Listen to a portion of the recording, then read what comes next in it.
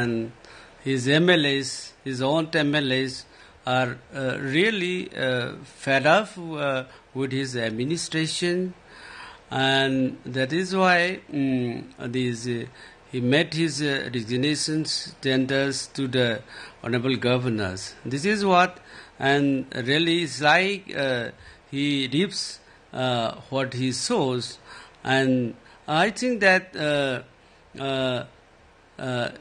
he may think that he will be defeated in the no confidence motion to be moved by the Congress parties in the ensuing assembly session and all.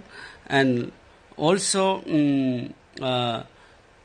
really, he should have been resigned earlier, long time back.